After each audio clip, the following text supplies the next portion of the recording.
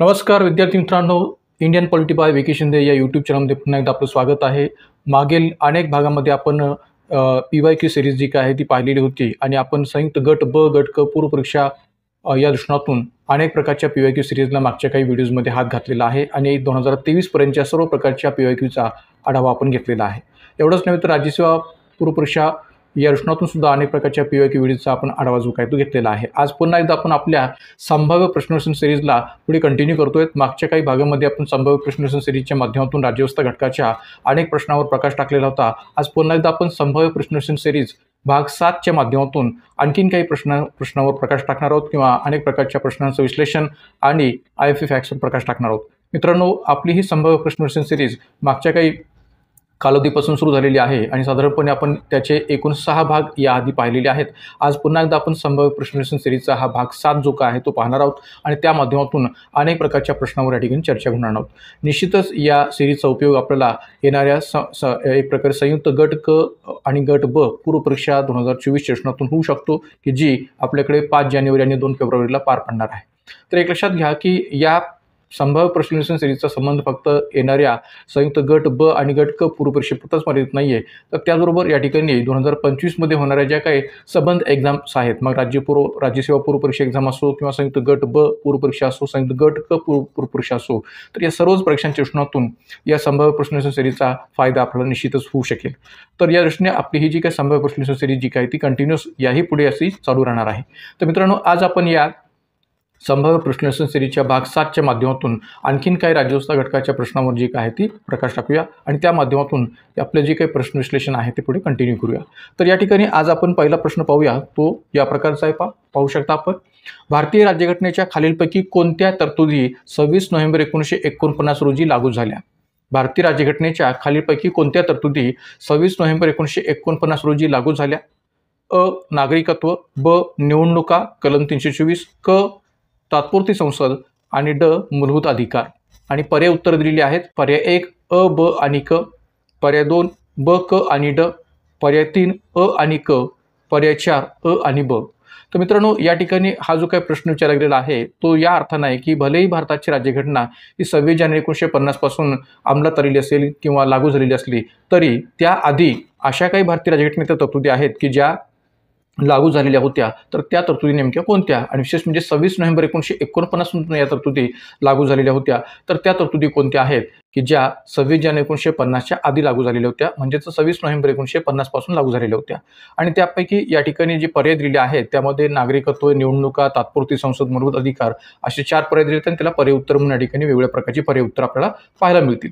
तर मित्रांनो, या ठिकाणी आपल्याला हेही माहिती असणं गरजेचं आहे किंवा एक प्रकारे संपूर्ण भारतीय राज्यघटना जी काय आहे ती 26 जानेवारी 1950ला अंमलात आली किंवा लागू झाली हे तर खरं आहेच आहे, पण त्याआधी अशा काही कोणत्या तरतुदी होत्या का की ज्या तरतुदी आपल्याकडे 26 नोव्हेंबर 1949 म्हणजे ज्या दिवशी भारतीय राज्यघटना स्वीकारण्यात आली त्या दिवशी लागू झाल्या होत्या? तर इथं पर्यायांपैकी या ठिकाणी उत्तर काय सांगता येईल? तर या ठिकाणी पर्याय उत्तरामधून पहिलं उत्तर आपलं सांगता येईल पर्याय 1 अ, ब आणि क, म्हणजेच नागरिकत्व, निवडणुका आणि तात्पुरती संसद या 3 गोष्टी या ठिकाणी 26 नोव्हेंबर 1949 रोजी लागू झालेल्या होत्या असं म्हणायचं जागा उरते.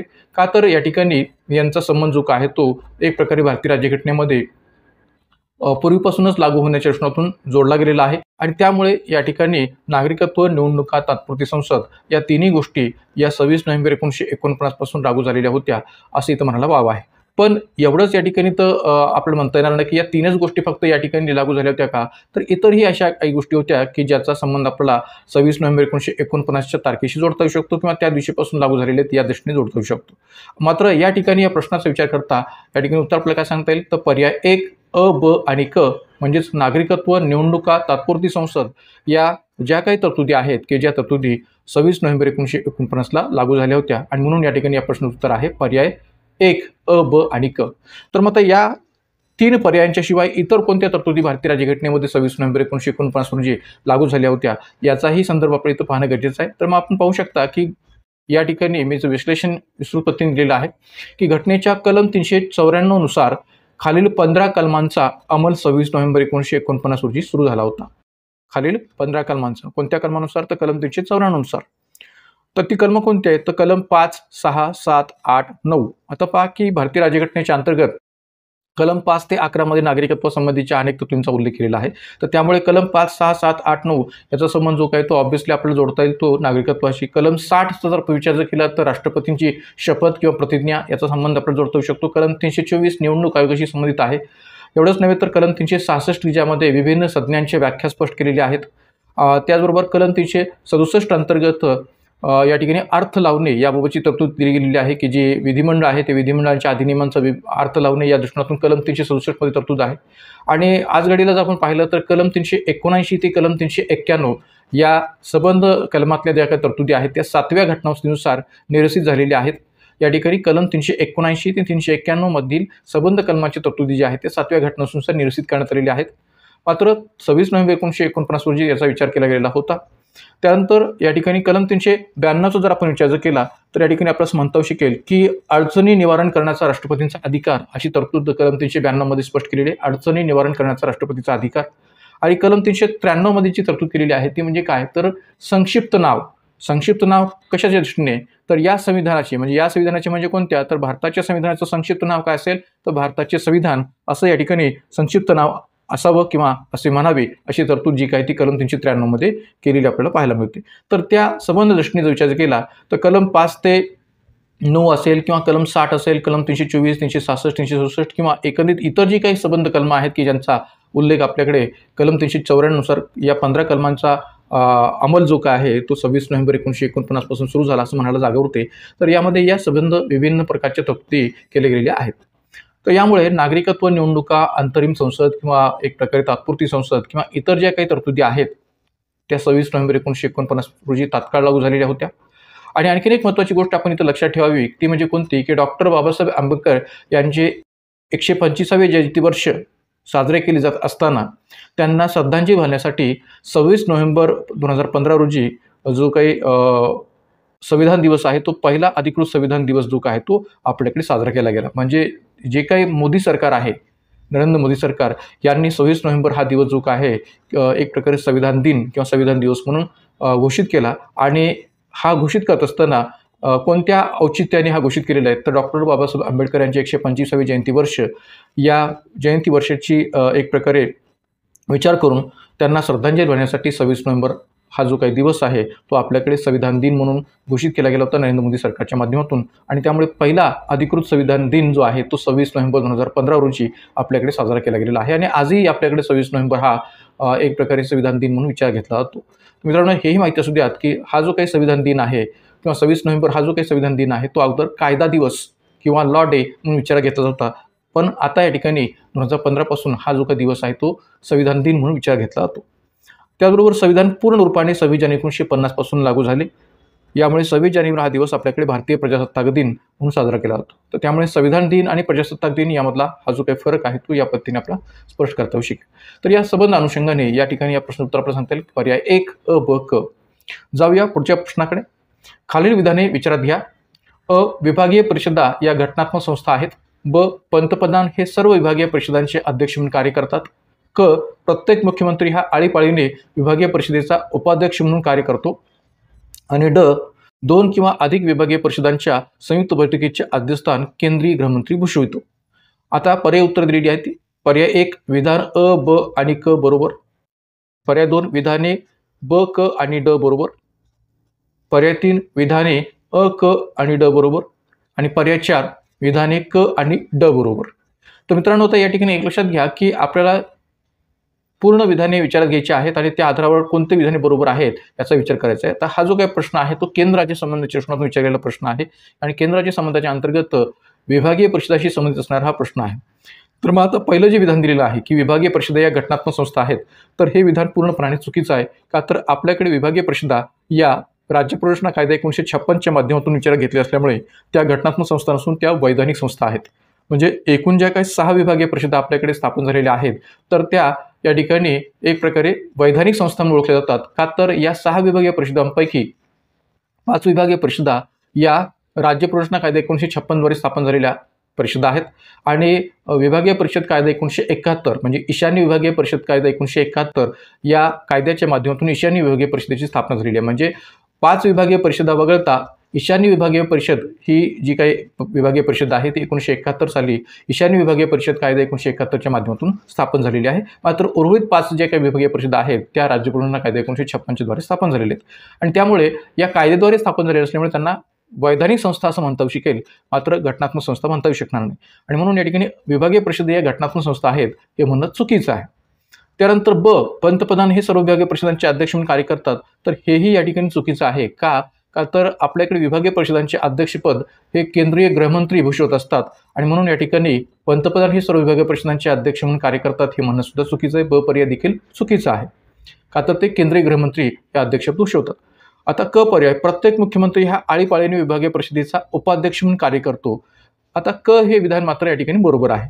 भलेही या ठिकाणी आणि पर्याय चुकीचे असले तरी मात्र या ठिकाणी विधान जे आहे ते बरोबर आहे. का तर प्रत्येक मुख्यमंत्री हा आळीपाळीने विभागीय परिषदेचा उपाध्यक्ष म्हणून कार्य करतो, कारण की जे काही विभागीय परिषदेमध्ये सदस्य म्हणून काम करणारे घटक असतात त्यामध्ये विभिन्न घटक राज्यांच्या मुख्यमंत्र्यांचा समावेश होतो आणि म्हणून या ठिकाणी प्रत्येक मुख्यमंत्री हा आळीपाळीने विभागीय परिषदेचा उपाध्यक्ष म्हणून कार्य करतो हे म्हणणं बरोबर आहे. विधान, 2 किंवा अधिक विभागीय परिषदांच्या संयुक्त बैठकीचे अध्यक्षस्थान केंद्रीय गृहमंत्री भूषवतो. तर देखील विधान बरोबर आहे, कारण की मी मागाशीच म्हटलेलं आहे की विभागीय परिषदांचे अध्यक्ष हे केंद्रीय गृहमंत्री असतात आणि त्यामुळे या ठिकाणी 2 किंवा अधिक विभागीय परिषदांच्या संयुक्त बैठकीचे अध्यक्षस्थान केंद्रीय गृहमंत्री भूषवतो हे म्हणणं बरोबर आहे. तर या ठिकाणी या संबंध 4 पर्यायांपैकी फक्त 2च विधानं या ठिकाणी बरोबर आहेत आणि म्हणून या ठिकाणी विधानिक आणि बरोबर आहेत. पर्याय क्रमांक 4 या प्रश्नाचं उत्तर आपल्याला सांगतील. पर्याय क्रमांक 4 विधानिक आणि बरोबर हे या प्रश्नाचं उत्तर आहे. तर या प्रश्नाचे जे काही विश्लेषण आहे ते पुढे आपण विस्ताराने पाहूया. मग आता पहा की विभागीय परिषदा केवळ सल्लागार व चर्चात्मक स्वरूपाच्या असतात. विभागीय परिषदा या केवळ सल्लागार किंवा चर्चात्मक स्वरूपाच्या असतात, कारण की त्या विभागीय परिषदा या ठिकाणी एक प्रकारे विभिन्न जे काही विभाग आपल्या भारताचे पाडलेले गेलेले आहेत 6 विभागीय पातळीवर, तर त्यांच्या अंतर्गत चर्चात्मक किंवा सल्लागार स्वरूपाचं काम करणारी यंत्रणा म्हणून या विभागीय परिषदेकडे पाहिलं जातं. तर मी जसं मगाशी म्हटल्याप्रमाणे की राज्य पुनर्रचना कायदा 1956च्या भाग 3 अंतर्गत 5 विभागीय परिषदा स्थापन केल्या गेलेल्या होत्या. राज्य पुनर्रचना कायदा 1956च्या भाग 3 अंतर्गत 5 विभागीय परिषदा स्थापन केल्या गेलेल्या होत्या. ईशान्य विभागीय परिषद वगळता इतर जे काही 5 विभागीय परिषदा आहेत त्या राज्य पुनर्रचना कायदा 1956च्या भाग 3 अंतर्गत स्थापन केल्या गेलेल्या होत्या. ईशान्य विभागीय परिषद मात्र ईशान्य विभागीय परिषद कायदा 1971 अंतर्गत स्थापन केलेली एक वैधानिक सल्लागार संस्था आहे की जी 1971 साली स्थापन झालेली होती. म्हणजे जशा राज्य पुनर्रचना कायदा 1956 द्वारा स्थापन झालेल्या 5 विभागीय परिषदा या वैधानिक संस्था आहेत, तसंच या ठिकाणी एक प्रकारे ईशान्य विभागीय परिषद सुद्धा या 5 विभागीय परिषदांप्रमाणेच एक वैधानिक सल्लागार संस्था म्हणून कार्यरत आहे. मात्र ईशान्य विभागीय परिषद कायदा 1971 नुसार ती स्थापन झालेली होती. विभागीय परिषदेची रचना जर आपण पाहिली तर अध्यक्ष आहेत केंद्रीय गृहमंत्री. सदस्यांच्या पातळीवर विभिन्न विभागातील सर्व राज्यांचे मुख्यमंत्री किंवा केंद्रशासित प्रदेशांचे मुख्यमंत्री किंवा प्रशासक व इतर 2 मंत्री अशी या ठिकाणी विभागीय परिषदेची रचना आपल्याला पाहायला मिळते. पुढील व्यक्तींना या विभागीय परिषदेमध्ये सल्लागार म्हणून घेतले जाऊ शकते, मात्र त्यांना मतदानाचा अधिकार नसतो. म्हणजे भलेही या व्यक्ती सल्लागार म्हणून विभागीय परिषदेमध्ये भूमिका पार पडत असल्या तरी त्यांना मतदानाचा अधिकार नसतो. या सल्लागार म्हणून काम पार पाडणारे व्यक्ती कोणते आहेत तर मुख्य सचिव, नियोजन आयोगाने नामनिर्देशित केलेल्या व्यक्ती, विकास आयुक्त. आता आज घडीला आपण नियोजन आयोग म्हणण्यापेक्षा नीती आयोग असं म्हणू शकतो. तर या ठिकाणी या जे काही सल्लागार म्हणून काम करणारे व्यक्ती आहेत त्यामध्ये राज्याचे मुख्य सचिव, नियोजन आयोगाने किंवा आज नीती आयोगाने नामनिर्देशित केलेल्या व्यक्ती, विकास आयुक्त यांचा विचार करता येऊ शकेल की जे सल्लागार म्हणून काम करणाऱ्या व्यक्ती आहेत. भारतामध्ये एकूण 6 विभागीय परिषदा आहेत की ज्यामध्ये उत्तर विभागीय परिषद, दक्षिण विभागीय परिषद, पूर्व विभागीय परिषद, पश्चिम विभागीय परिषद आणि मध्य विभागीय परिषद आणि जी काही ईशान्य विभागीय परिषद आहे की जी 1971च्या कायद्यानुसार स्थापन झालेली आहे तिला उत्तर पूर्व किंवा ईशान्य विभागीय परिषद याही नावाने ओळखलं जातं. तर या विभागीय परिषदेची नेमकी कार्य काय असतात तर या प्रकारची कार्य आपल्याला या ठिकाणी विभागीय परिषदेची सांगता येऊ शकतील. एक म्हणजे भावनिक एकात्मीकरण करणे, म्हणजे त्या विभागाशी संबंधित जी काही विभागीय परिषद निर्माण झालेली आहे तर त्या विभागीय परिषदेमध्ये येणारी जी काही विभिन्न घटक राज्य असतील तर त्यांच्यामध्ये भावनिक एकात्मता निर्माण करणे. प्रादेशिक वाद, भाषावाद कमी होण्यास मदत करणे, कारण की आपल्याकडे विभिन्न घटक राज्यांच्या पातळीवर प्रादेशिक वाद पण उफाळून येतो किंवा भाषावाद पण आपल्याला असलेला पाहायला मिळतो. तर त्यामुळे हे ज्या काही विभिन्न घटक राज्यामधला असणारा प्रादेशिक किंवा भाषावाद आहे तो कमी करण्यासाठी या विभागीय परिषदा काम करतात. त्याचबरोबर विभाजनामुळे होणारे परिणाम दूर करणे, कारण की आपल्याकडे बऱ्याच वेळा असं दिसून येतं की एका घटक राज्यातून नवीन घटक राज्याची स्थापना केली जाते जसं मागे आपल्याकडे 2014 मध्ये आंध्र या घटकराज्यातून तेलंगणा या नवीन घटकराज्याची स्थापना केली गेली. तर अशा या एका घटकराज्यातून दुसऱ्या घटकराज्याची निर्मिती जेव्हा होते, तर तशा प्रकारच्या होणाऱ्या विभाजनामुळे होणारे जे काही परिणाम आहेत, ते परिणाम दूर करण्याचं काम या विभागीय परिषदेकडून केलं जातं. सामाजिक आर्थिक मुद्द्यांवर सहकार्य करणे, ज्या विभागीय परिषदेमध्ये जी घटक राज्य मोडतात, तर त्या संबंध घटक राज्यांच्या अंतर्गत विभिन्न प्रकारच्या सामाजिक आर्थिक मुद्द्यांवर सहकार्य घडवून आणणं, ही पण विभागीय परिषदेची भूमिका आहे. मोठे विकास प्रकल्प पूर्ण करण्यास मदत करणे, कारण की एखाद्या विकास प्रकल्पाचा संबंध हा विभिन्न घटक राज्यांशी जर असेल, तर अशा प्रकारचे मोठे विकास प्रकल्प पूर्ण करण्याच्या दृष्टीने मदत करण्याचं काम विभागीय परिषदेत सुद्धा असतं. आणि राजकीय संतुलन ठेवण्यास मदत करणे, कारण की एक लक्षात घ्या की ज्या विभागीय परिषदेमध्ये जी घटक राज्य मोडतात, तर त्या संबंध घटक राज्यामध्ये एकाच पक्षाचं सरकार असेल असं नाहीये. विभिन्न राजकीय पक्षांची सरकारी विभिन्न घटक राज्याच्या पातळीवर असू शकतात.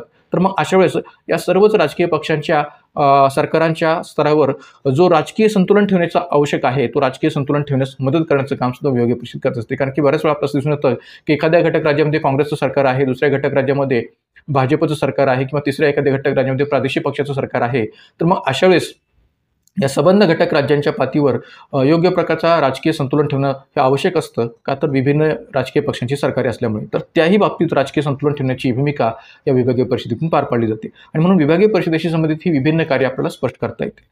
तर या दृष्टीने या ठिकाणी या प्रश्नोत्तर आपल्याला सांगता येईल पर्याय क्रमांक 4. त्यानंतर जाऊया पुढच्या प्रश्नाकडे. पहा, पुढचा प्रश्न या प्रकारचा आहे. स्थानिक शासनावरील दुसऱ्या प्रशासकीय सुधारणा आयोगाच्या 6व्या अहवालातील शिफारशी डॅश आहेत. स्थानिक शासनावरील दुसऱ्या प्रशासकीय सुधारणा आयोगाच्या 6व्या अहवालातील शिफारशी डॅश आहेत. 1 दशलक्ष लोकसंख्येपेक्षा अधिक लोकसंख्या असलेल्या सर्व शहरांमध्ये समान महानगरी वाहतूक प्राधिकरण निर्माण करण्यात यावे. ब स्थानिक संस्था लोकपाल लोकायुक्त स्थापन करावेत, म्हणजे स्थानिक संस्थांमध्ये लोकपाल लोकायुक्त स्थापन करावेत. क महापौरांची सरळ निवड.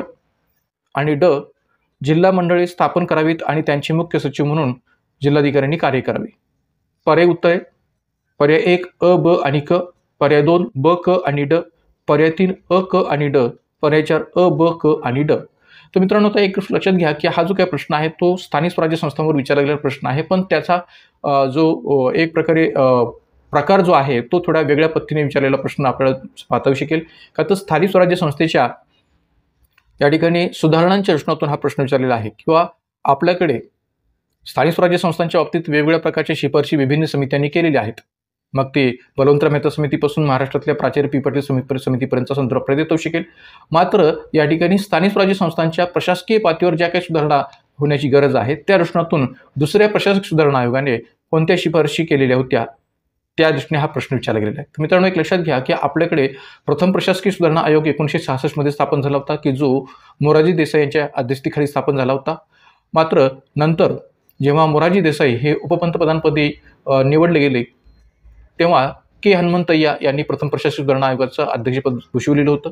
तसंच आपल्याकडे दुसरा प्रशासकीय सुधारणा आयोग 2005 मध्ये स्थापन झालेला होता, की ज्याचे अध्यक्ष होते वीरप्पा मोइली. कर्नाटकचे माजी मुख्यमंत्री असलेले वीरप्पा मोइली हे या ठिकाणी या 2005 मधल्या दुसऱ्या प्रशासकीय सुधारणा आयोगाचे अध्यक्ष होते. एवन वीरप्पा मोइली हे जेव्हा एक प्रकारे मनमोहन सिंग यांच्या 2004 ते 2009 या कालखंडातल्या केंद्र सरकारमध्ये कार्यरत होते, तेव्हाच या ठिकाणी वीरप्पा मोइली यांनी या दुसऱ्या प्रशासकीय सुधारणा आयोगाचं अध्यक्षपद भूषवलेलं होतं.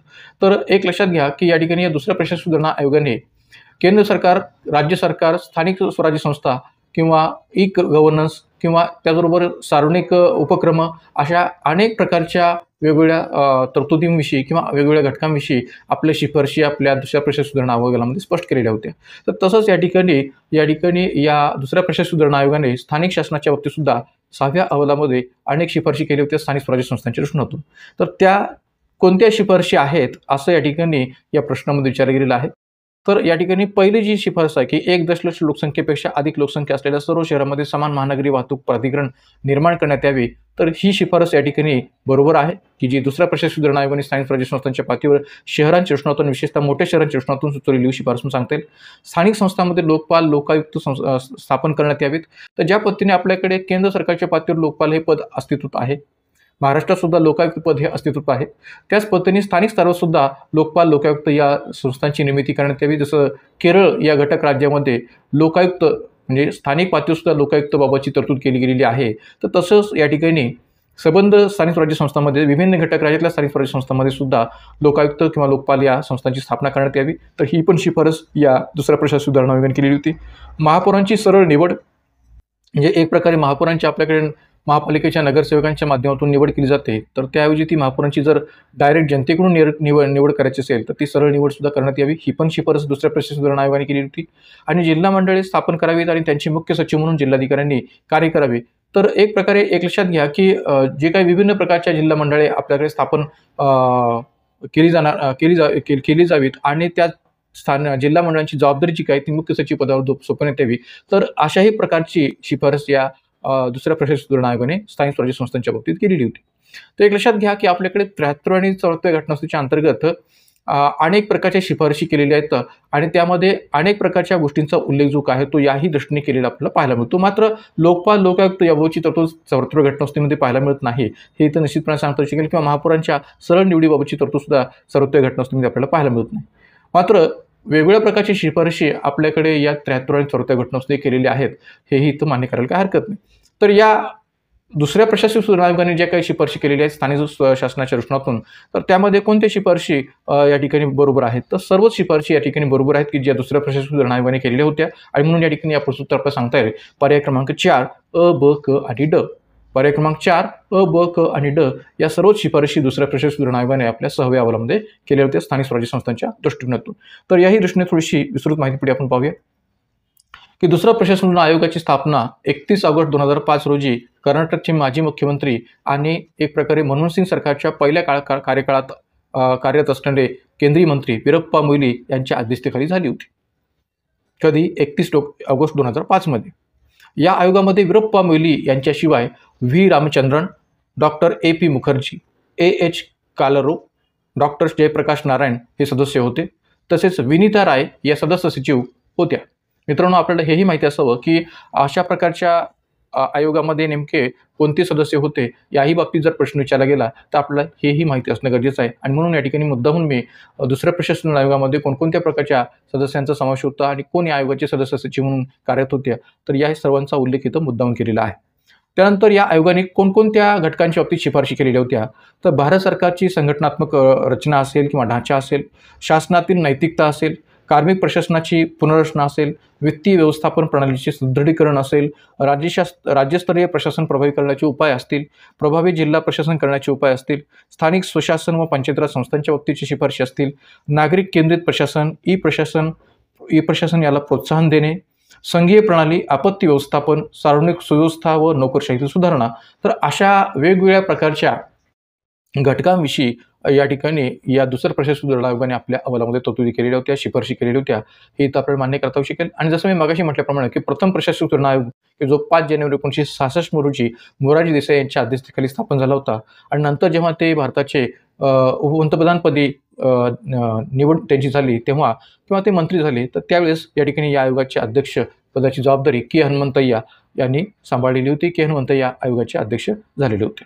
तर या ठिकाणी या संबंध अर्थाने या प्रश्नोत्तर आपण सांगता येईल पर्याय क्रमांक 4 की सर्वच शिफारशी दुसऱ्या प्रशासकीय सुधारणा आयोगाने केलेल्या होत्या.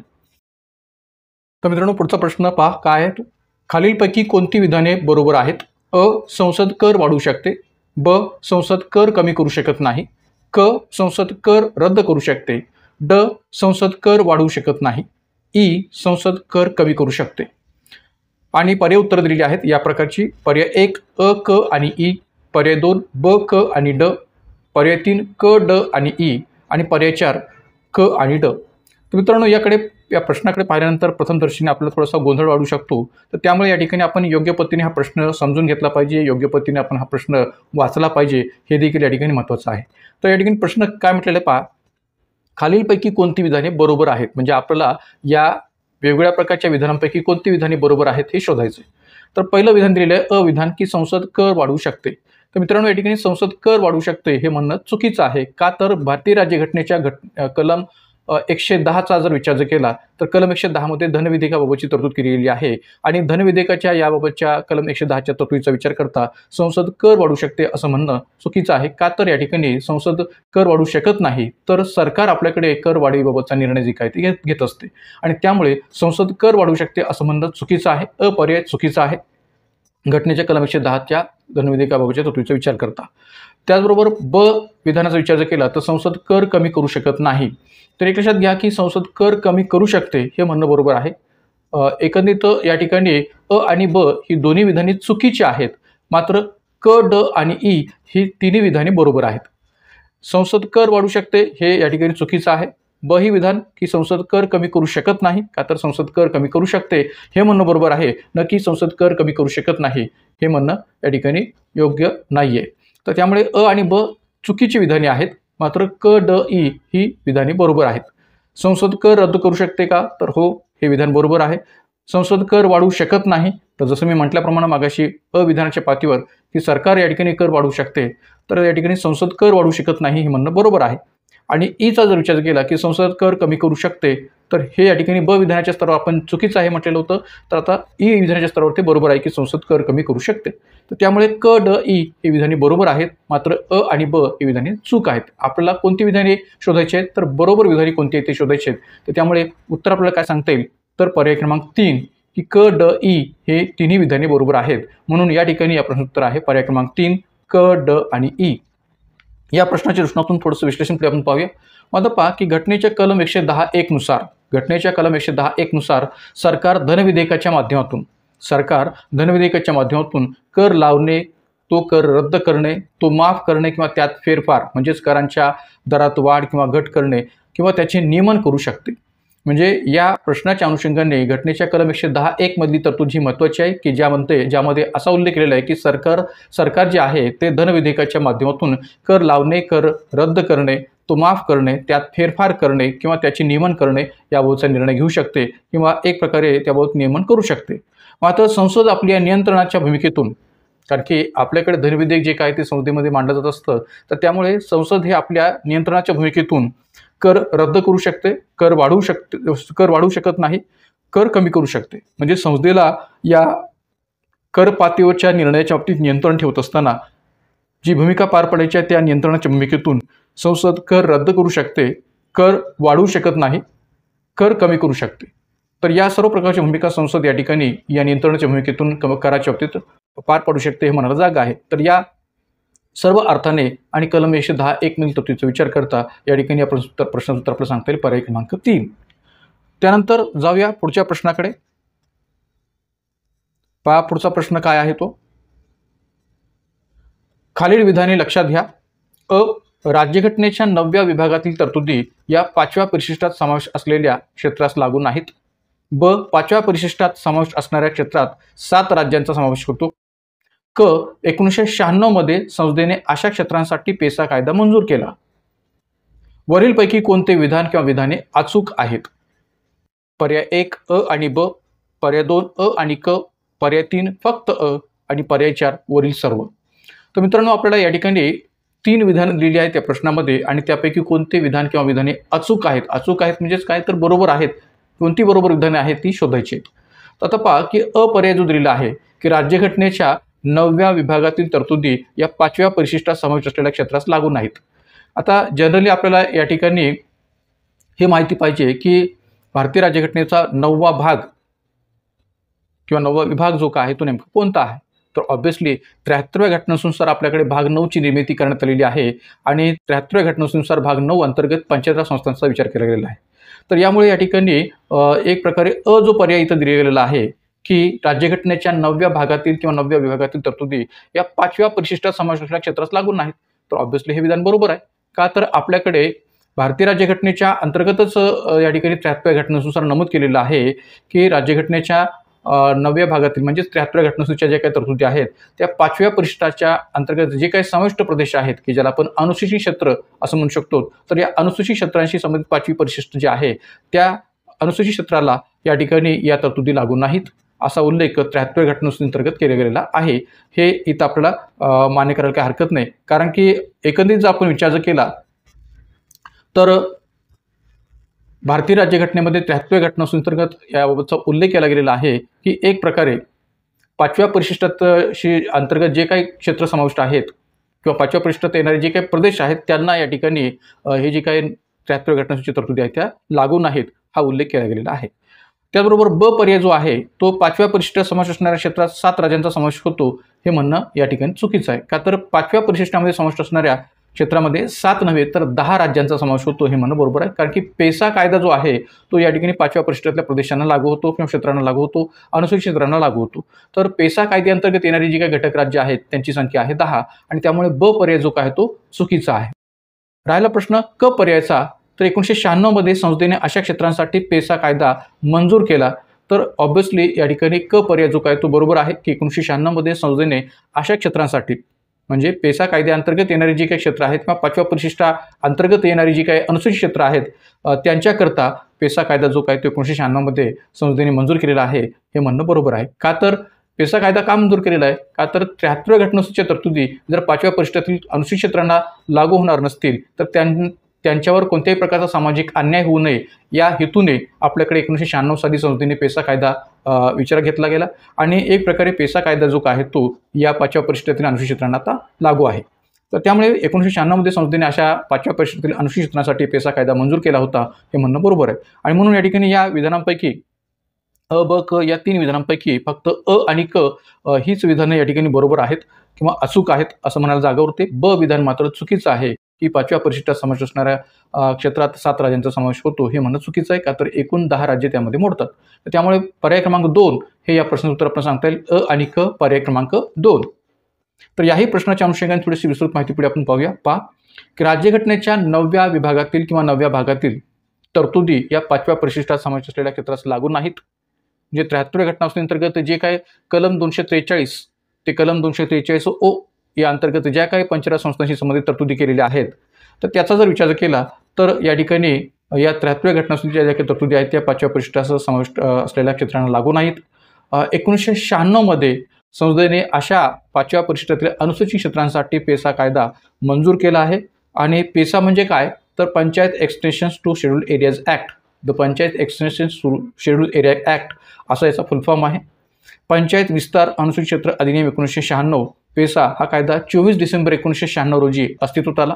कधी? 24 डिसेंबर 1996ला पेसा कायदा अस्तित्वात आलेला आहे.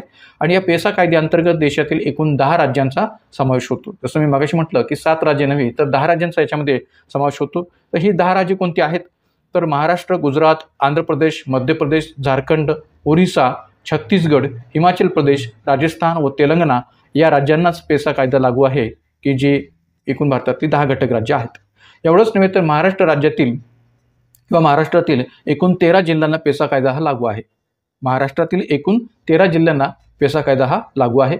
आणि दुसरी गोष्ट काय तर एक प्रकारे हा जो काही कायदा आहे तो कायदा अनुसूचित क्षेत्रातील आदिवासी लोकांशी संबंधित असून हा जो काही पेसा कायदा आहे तो अनुसूचित क्षेत्रातील आदिवासी लोकांशी संबंधित असून आदिवासींची संस्कृती, प्रथा, परंपरा यांचे जतन व संवर्धन करणे व ग्रामसभेच्या माध्यमातून आदिवासींची सुशासन व्यवस्था बळकट करणे हा या पेसा कायदा करण्यामागचा मुख्य हेतू होता किंवा उद्देश होता असं म्हणायला तर जागा आहे. तर मित्रांनो या ठिकाणी पेसा कायद्याअंतर्गत किती राज्यांचा समावेश होतो, किती महाराष्ट्रातील जिल्ह्यांचा समावेश होतो याही बाबतीत प्रश्न विचारला जाऊ शकतो किंवा याआधी विचारला गेलेला आहे. एवढंच नव्हे तर या ठिकाणी पेसा कायद्याचा करण्यामागचा मुख्य हेतू काय होता, उद्देश काय होता याही दृष्टीने आयोगाने प्रश्न विचारलेला असल्यामुळे आपल्याला हेही माहिती असणं गरजेचं आहे की अनुसूचित क्षेत्रातील आदिवासी लोकांशी संबंधित हा कायदा असून आदिवासींची संस्कृती, प्रथा, परंपरा यांचं जतन व संवर्धन करणे आणि ग्रामसभेच्या माध्यमातून ही जी काही आदिवासींची शोषण व्यवस्था आहे ती अधिकाधिक बळकट करणे हा या पेसा कायद्यामागचा मुख्य उद्देश आहे. हेही आपल्याला इथं माहिती असणं गरजेचं आहे जेव्हा पेसा कायद्याविषयी कोणत्याही प्रकारचा प्रश्न आपल्याला विचारला जाईल. तर त्यामुळे पेसा कायद्याविषयी अनेक प्रकारचे प्रश्न या आधीसुद्धा पूर्वपरीक्षेमध्ये आयोगाने विचारलेले असल्यामुळे पेसा कायदा 1996 याबाबतची पूर्ण माहितीसुद्धा आपण या ठिकाणी ठेवणं गरजेचं आहे. तर मित्रांनो या ठिकाणी या सर्व अर्थाने या प्रश्न उत्तर आपल्याला सांगता येईल पर्याय क्रमांक 2.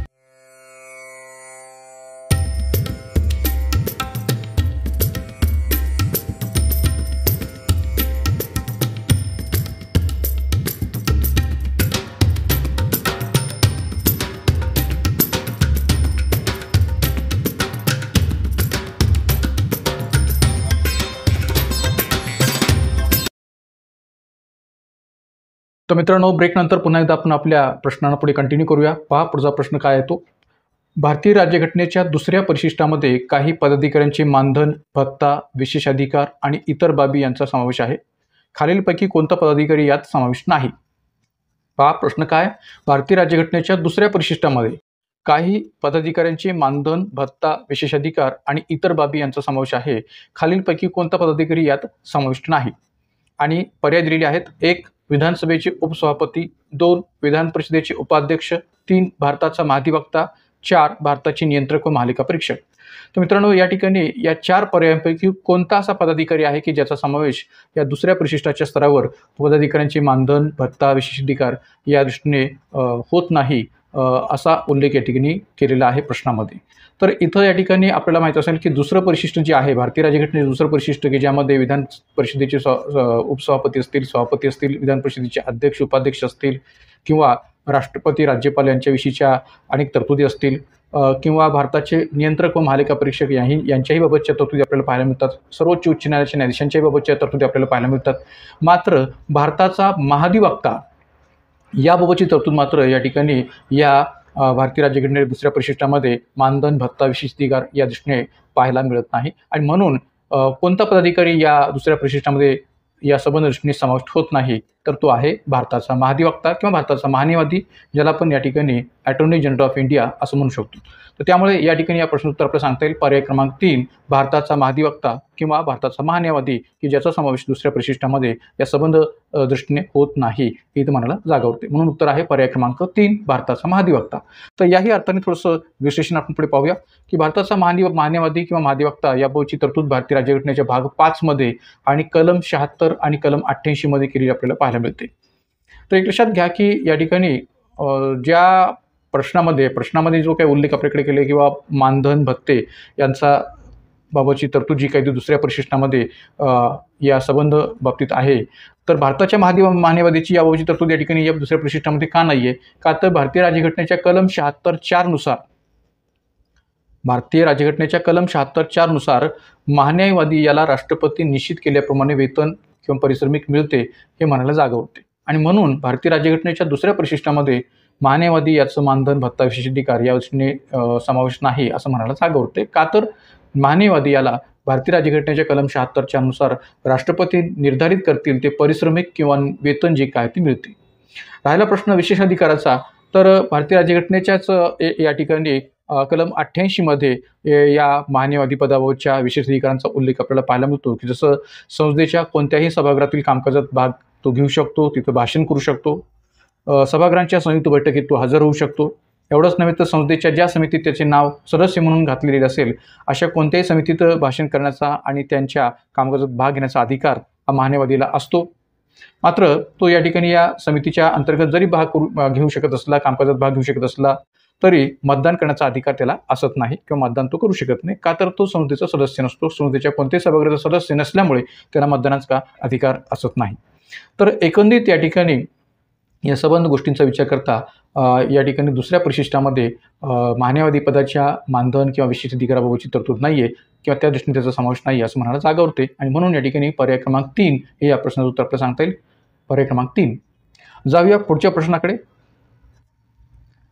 पुढचा प्रश्न आहे योग्य क्रमानुसार राज्यांच्या निर्मितीचा क्रम लावा.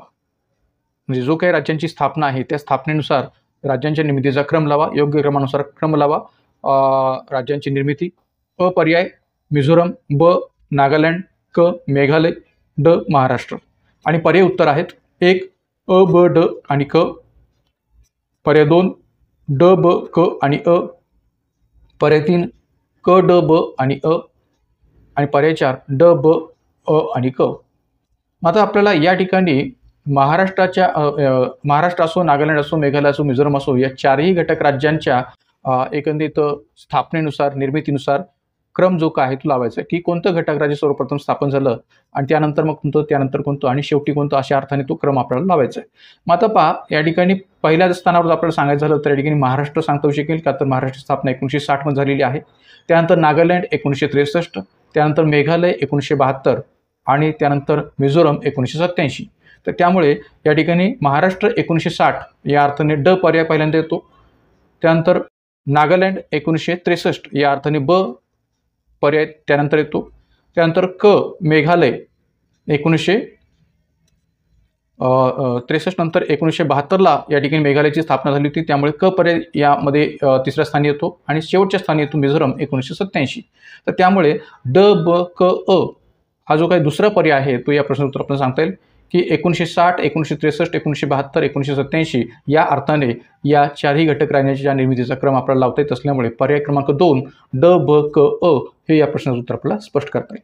तर याही दृष्टीने थोडीशी माहिती पुढे आपण पाहूया.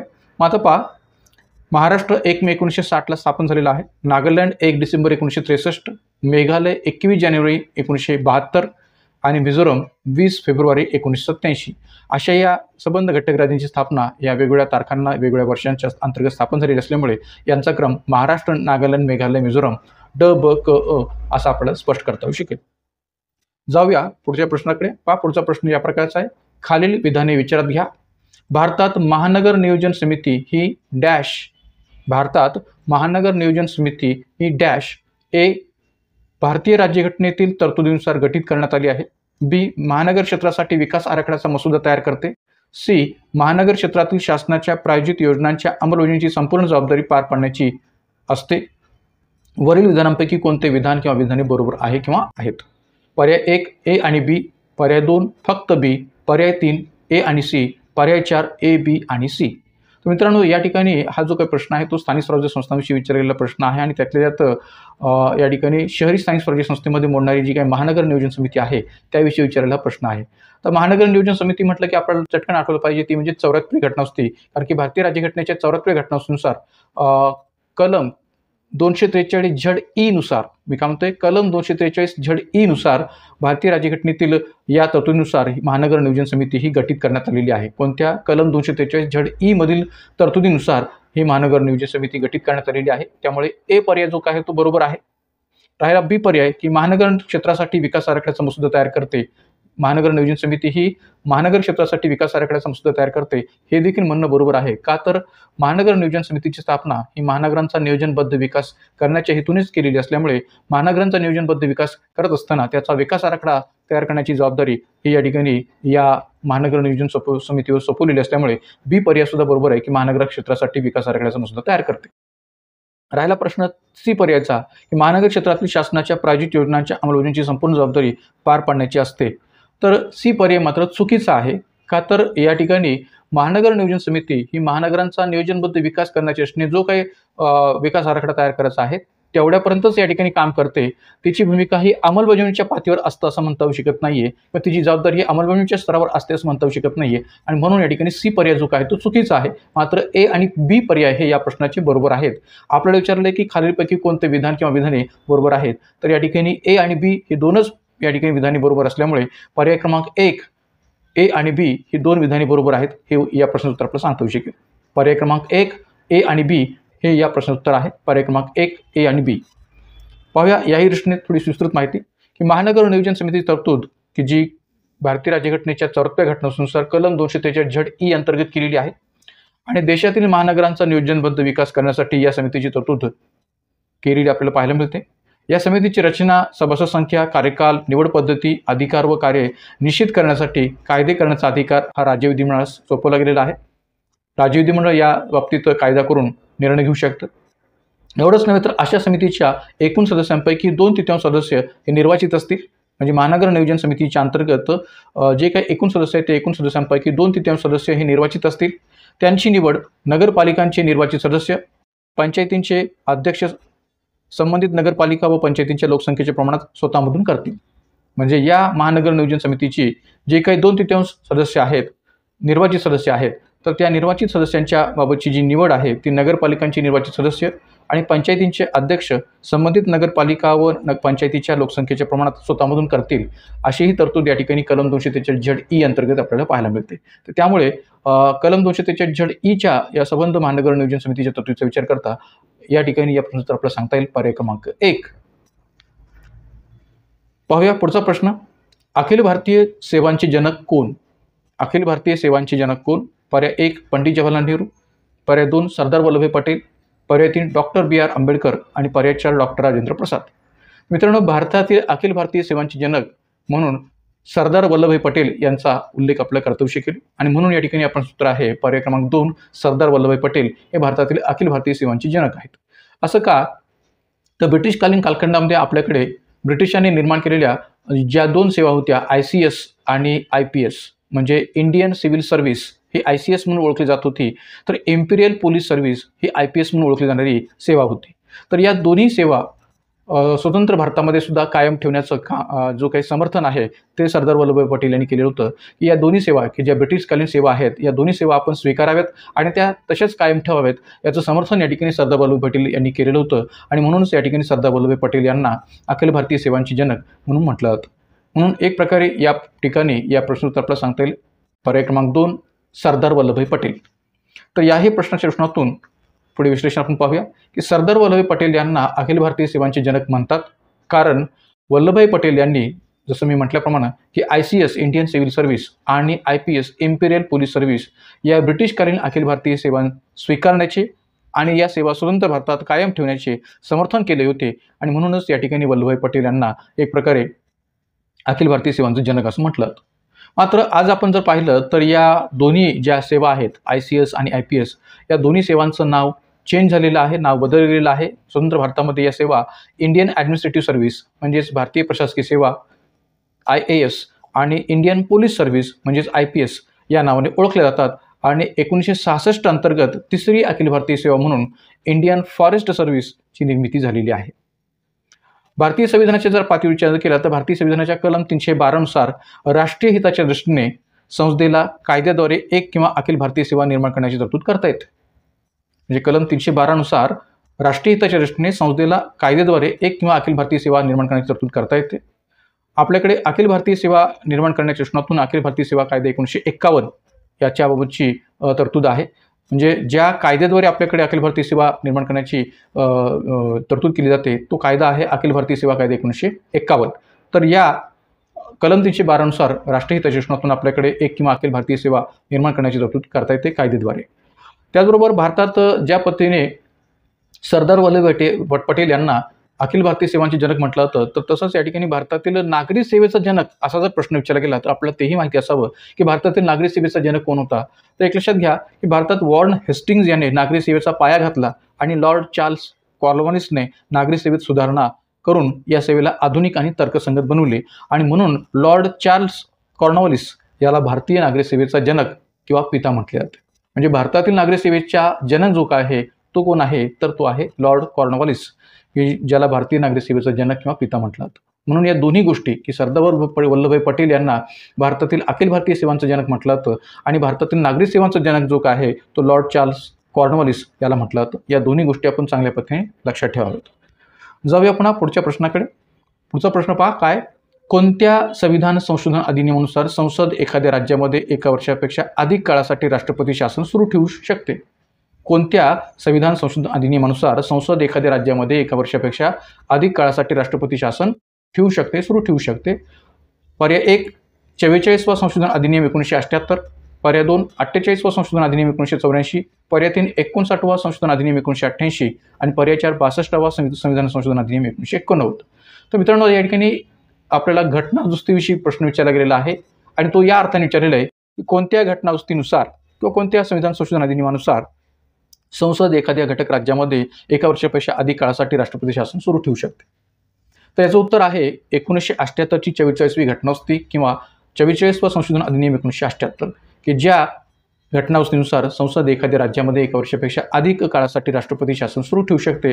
मात्र अशा प्रकारच्या 1 वर्षापेक्षा अधिक कालावधीसाठी राष्ट्रपती शासन सुरू ठेवण्याकरता संसदेला 2 अटींची या ठिकाणी पूर्तता करणं अपेक्षित आहे किंवा 2 अटी जे काय आहेत त्या पूर्ण होणं अपेक्षित आहे. तरच या ठिकाणी संसद अशा प्रकारची जी काही 1 वर्षापेक्षा अधिक काळासाठी राष्ट्रपती शासनाची जी मर्यादा आहे ती वाढवू शकते असं म्हणायला जागा होते. म्हणजे या 2 अटी कोणत्या आहेत की ज्या अटी पूर्ण झाल्या पाहिजेत तर त्या अटी या ठिकाणी आपण पुढे विश्लेषणात पाहूया. मात्र या ठिकाणी या प्रश्नाचं उत्तर आहे 44वा संशोधन अधिनियम 1978 की ज्याद्वारे संसद एखाद्या राज्यामध्ये 1 वर्षापेक्षा अधिक काळासाठी राष्ट्रपती शासन सुरू ठेवू शकते हे म्हणायला जागा होते. म्हणून या प्रश्न उत्तर आहे पर्याय क्रमांक 1.